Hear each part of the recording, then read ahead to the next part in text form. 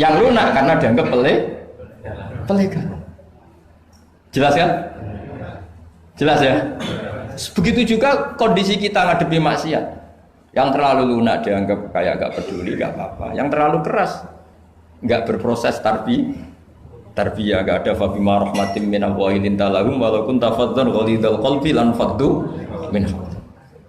Maka lewat pertemuan ini saya ingin ya Islam itu dibawa secara mudah, secara logis, gak usah berlebihan. Ya sudah, kita ikuti ulama-ulama dulu dengan referensi-referensi dulu. Jadi ini penting sekali karena ayat tentang tegas ya ada, ayat tentang lunak ya ada, semuanya harus proper. Bahkan saya kemarin isi di Jawa Timur itu yang hadir mungkin 10.000. Itu kiainya itu punya pondok unggulan. Saya bilang meskipun beliau punya pondok unggulan, saya sudah pamit. Nanti saya kritik pondok unggulan mohon diterima ya, Gus siap. Terus saya bilang begini, pondok unggulan itu ya baik, tapi ya masalah. Masa orang ngaji misalnya gini, misalnya saya bikin pondok unggulan, siswa yang saya terima sudah hafal Quran 10 juz, yang bayar 10 juta. Lalu orang miskin itu mau mondok di mana kalau aturannya seperti itu harus bayar 10 juta. Lalu yang goblok-goblok mau ngaji gimana? Harus hafal 10 juz. Makanya aneh, pabrik-pabrik aneh menerima yang sudah pengalaman kerja. Sudah pengalaman kerja ya tidak ngelamar, sudah punya pekerjaan. Di mana-mana nyari kerja yang belum, mana aneh saja.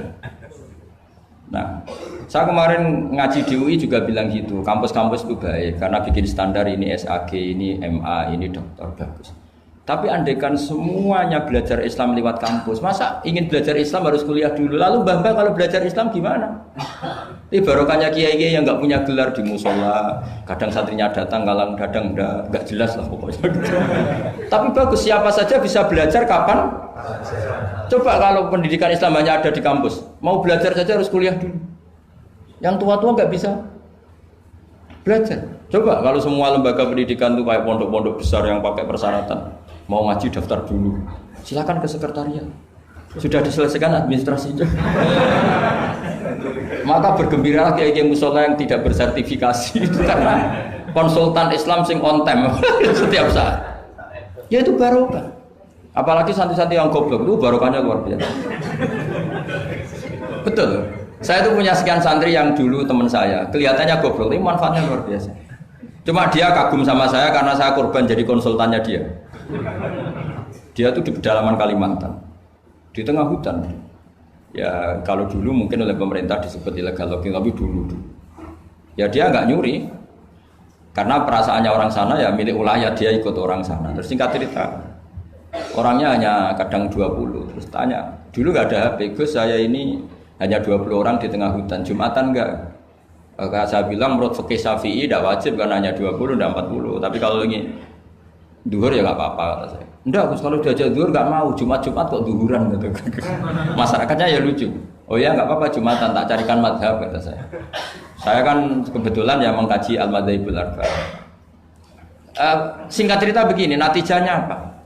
Kadang kita yang pinter, yang LC, yang doktor, itu dakwah kemudian nyun sewu dengan tanda kutip mendapat honor. Sementara yang goblok kadang itu karena nggak ada tanah wakafnya, tanahnya diwakafkan, punya uang diberikan. Intinya itu kadang yang goblok menjadi pendiri masjid, kadang yang pinter mendapat bisaroh dari uang kas masjid. Artinya introspeksi saja, meskipun itu halal, soalnya meskipun itu halal, tapi kita introspeksi. Ini pentingnya selalu kita berdoa Rabbana dzalamna anfusana wa lam taghfir lana. Lo pernah nggak saya disuani orang juara MTQ terus mendapat umroh? Dia bangganya bukan main. Saya ini kiai sering ada yang saya bilang gini, kamu umroh saya senang. Bagaimanapun ini prestasi karena barokahnya Quran. Tapi kamu juga harus hormat sama kiai musola. Itu mulang Quran puluhan tahun tidak pernah dapat hadiah. Coba hafal Quran kemudian lanyah dan dapat hadiah umroh itu kan cara bahasa agamanya manfaatuhu maksurah. Manfaat umroh itu kan hanya untuk dia. Tapi kiai yang mulang di musola-musola ngajar 10 tahun berapa ratus orang yang bisa baca Quran karena dia, tidak ada yang ngasih hadiah umroh. Kira-kira fadhoilnya, keutamaannya indallah utama mana coba? Ini minterkan orang banyak tanpa hadiah. Ini pinter dadakan lewat lomba lagi dapat umroh. Tentu kita tidak mengharamkan itu, kita respect gak masalah. Tapi kalau ku mau luhur salah lawan pasti. Karena kalau kumo luhur nanti menafikan keistimewaan orang-orang yang istiqomah Jadi kita fair saja. Ini juga penting untuk syiar. Ya, supaya anak-anak semangat ngapalkan. Tapi jangan lupa yang sedang ngajar-ngajar yang nggak jelas tadi. Yang muridnya kadang 3, kadang bubar, tak tanya, Pak ya yang ngaji berapa? 10 Gus. Lah yang datang 2 ya biasa gini Gus, kadang 2, kadang 1. Ya seperti di sini di perantauan jamaahnya pasti tidak istiqomah, tak jamin itu. Jadi tidak usah saya tanyakan itu sudah pasti. Jadi jamaah itu nomor 2, nunggu pas nganggur liburan kan gitu kan. Jadi saya mohon beragama itu biniatin sholihah. Ijazah bapak saya ke saya itu yang berulang-ulang tadi. Sementing hak kowe duwe qalbin salim. Makanya kata Allah, zaman itu illa man atawaha biqalbin salim. Yang selamat di hari mahsyar itu hanya satu, orang yang sowan Allah biqalbin salim, dengan hati yang selamat. Hati yang selamat itu melihat kubu lain ya dengan insaf. Ya melihat yang kunut ya biasa, tidak kunut biasa, itu masalah khilafiyah biasa. Dulu itu Imam Abu Hanifah tidak pernah kunut. Jadi tidak kunut itu bukan mazhab Muhammadiyah, mazhabnya Abu Hanifah. Muhammadiyah tidak mujaddid, juga tidak mujtahid. Yang kunut juga bukan mazhab Hasyim, mazhabnya Imam Syafi'i. Itu dulu ya biasa. Imam Syafi'i itu kalau Jumatan di Masjid Abu Hanifah ya enggak kunut. Ketika ditanya 5 dalam takbir, waqad qulta bi sunniyati. Kenapa kamu tidak kunut padahal kamu berpendapat kunut itu sunnah? Jawabannya Imam Syafi'i, adaban ma'hadal imam. Saya sungkan sama imam. Padahal Imam Abu Hanifah waktu itu sudah wafat, hanya makamnya. Dulu itu biasa sekali karena apa ya? Karena mereka pandangannya luas. Apa? Pandangannya. Ada seorang ulama ditanya, kalau ada orang kawin yang nyuwun sewu hamil di luar nikah, kemudian akhirnya nikah, bagus enggak? Saya ulang lagi, enggak usah aku tertawa, awas kalau tertawa. Ada orang hamil di luar, kemudian dinikahi sama yang menghamili, itu bagus enggak? Ada ulama yang bilang bagus lah. Kan kaget ulama yang garis keras ya. Bilang-bilang dirajam atau dipukulin kayak kira-kira kan pikirannya gitu karena suka ngadili orang ya. Ini ada di kitab Mizan Kubro. Kalau nggak percaya lihat di kitab Ikhtilaful A'immah Rahmah itu. Karena cara berpikir sederhana. Terus dia punya riwayat dari Rasulullah SAW yang ngomentari seperti itu, jawabannya begini. Qad kharaja min sifahin ila nikahin. Saya ulang lagi. Qad kharaja min sifahin ila nikahin. Berarti dua orang itu telah keluar dari tradisi kumpul kebo menjadi tradisi nikah. Misalnya malam ini dia masih kumpul kebo, terus paginya nikah, malamnya lagi kan sudah sah. Artinya apa? Dia keluar dari tradisi sifat, sekarang ke tradisi nikah. Artinya melihatnya masa depan saja, tidak usah lihat masa belakang. Jadi ulama ya ringan saja. Ya ada ulama yang tetap marah. Susah apa sih langsung kawin disik-disik, ngapain baru setelah itu kawin? Ya bagus supaya jadi apa ya, supaya jadi pelajaran. Ya monggo saja yang tetap keras supaya tanfir, kalau dalam bahasa Arab tanfir, tasna atau takbih, memperburukan yang memang tapi yang ini juga bagus, yang sudah kadung ya sudah, sekarang dia mau tobat ya dikomentari saja qad kharaja min sifahin ila. Ini penting saya utarakan, jadi nanti mungkin saya ada 1-2 pertanyaan, 2 saja loh, saya capek ini karena yang kelas pertanyaan jangan keluar. Saya ulang lagi, pertanyaan jangan keluar. Terus yang ringan-ringan saja, karena agama ini dibangun dengan keringanan. Tadi yuridu wa bikumul yusra wala yuridu bikumul usra. Dan kalau pertanyaannya ekstrim itu nanti rusak. Kata Rasulullah, innama ahlakal ladzina min qablikum kasratu masailihim. Dulu orang rusak itu karena banyak tanya. Karena nanti kalau Allah ditanya itu mesti tersinggung. Karena apa ya? Orang tanya itu tadi mengkritisi perintah. Sampeyan tahu kenapa malaikat dimarahin Allah? Gara-gara apa? Tanya. Ya tak ceritanya sedikit ya. Allah kan memaklumatkan ke alam langit. Inni ja'ilun fil ardi khalifah. Saya putuskan bahwa manusia ini jadi khalifah fil ard. Malaikat langsung tanya apa? Qalu ataj'alu fiha may yufsidu fiha wa yasfiku. Yang benar saja ya Allah, tolong dievaluasi. Manusia itu kan potensinya merusak. Yufsidu itu fi'il mudhari', berarti mustakbal. Cara terjemahan bebasnya manusia itu berpotensi merusak. Wasfikud dima, dan berpotensi mengalirkan darah. Betul hanya tanya, tapi artinya kan gini, ya Allah, kali ini kayaknya tidak pas keputusan kau ini. Tolonglah Deva. Makanya Allah marah, qala inni a'lamu ma la ta'lamun. Apa menang? Karena tanya ini. Makanya syaratnya Nabi itu harus ummi. Gak boleh intelektual jadi Nabi. Bahaya itu. Misalnya intelektual jadi Nabi, kok ketemu malaikat di Gua Hira, kenapa di sini, kenapa tidak di mall saja? Jadi repot nanti. Karena semua disoal secara intelektual. Makanya saya syukur sama Anda jadi Nabi dan tidak akan jadi Nabi. Nah, hal inteleknya itu. Jadi ini penting saya utarakan karena sekarang itu agama mau dicerdasin, ngajinya agak gelem tapi mau kritis. Itu bahaya betul. Makanya innama ahlakal ladzina min qablikum kasratu masa ilim, karena banyak pertanyaan. Ya bahaya betul. Masa Allah dievaluasi? Apa? Makanya saya termasuk gak senang ketika ada sholat gini peregangan apa pernapasan terus kalau sujud apa saya tidak senang. Saya senang saya gini nanti sholat lama-lama fungsinya kayak senam yoga. Gini saja, semua yang diperintahkan Allah pasti ada hikmahnya, saya yakin ada hikmah. Tapi tidak usah hikmah ini jadi tujuan. Kalau nanti jadi tujuan, terus orang bilang gini, itu sholat terus sakit, yang nggak sholat sehat, habis kamu.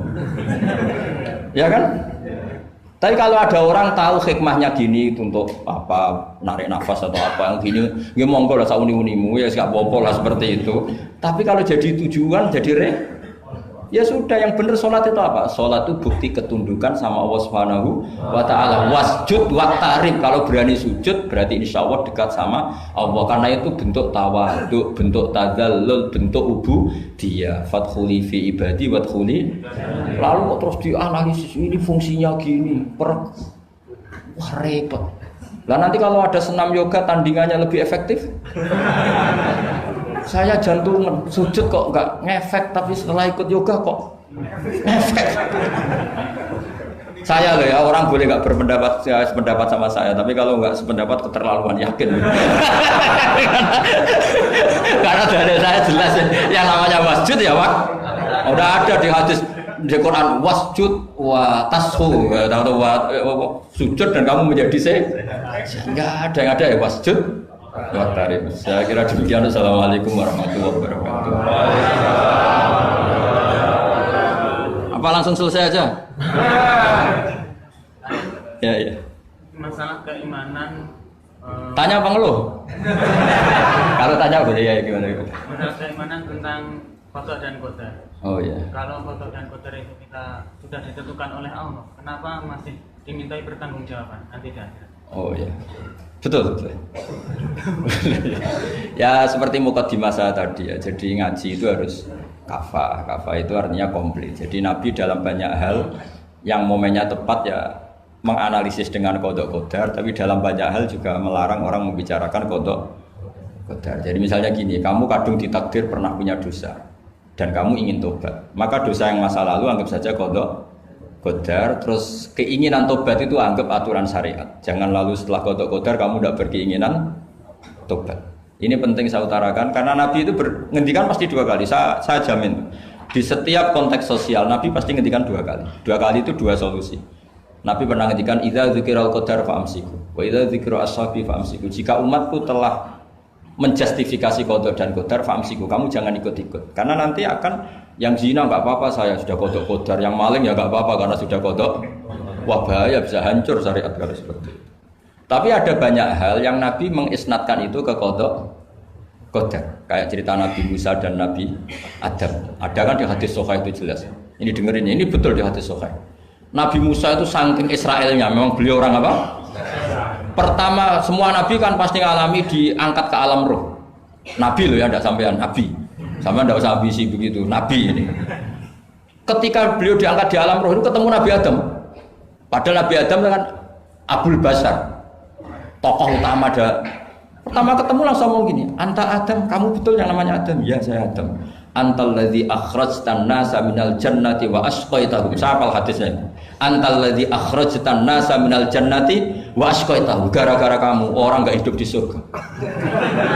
Jadi kalau sampean marah gara-gara kamu, saya harus cari uang sampai Korea gitu.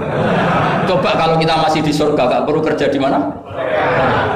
Karena semuanya tersediakan, nggak punya istri jelek, semuanya cantik karena bidadari. Gara-gara jenengan kita harus keluar di bumi dan keluar dari surga. Nabi Adam itu karena orang sepuh ya, beliau santai saja. Anta Musa, kamu betul Musa? Ya, saya Musa. Anta kalimu, ya saya kalimu. Anta Sofio, ya saya. Nabi Adam masih muji-muji rilek. Ini pentingnya orang bijak. Jadi kalau sama nanti ngelawan saya tetap bijak insya Allah. Tapi sampai bisa neraka, ngelawan kiai itu dosa. Dosa sekali, bukan dosa biasa, sangat dosa. Nabi Musa, Nabi Adam masih anta sofi wa anta kalimu. Bukankah kamu melihat di Taurat bahwa saya akan dosa dan akan dosa saya sudah ditulis 40 tahun sebelum saya dosa? Iya ya Musa. Iya ya Nabi Adam, ya betul gitu. Berarti kamu mengkritik saya atalumunani fi amrin qad qadahu. Kamu mengkritik saya, menyalahkan saya dengan sesuatu yang sudah digodok-godar oleh Allah sebelum saya lakukan. Jadi sudah ditulis sama Allah 40 tahun sebelum saya salah sudah ditulis skenario-nya nanti Adam akan salah terus keluar dari surga.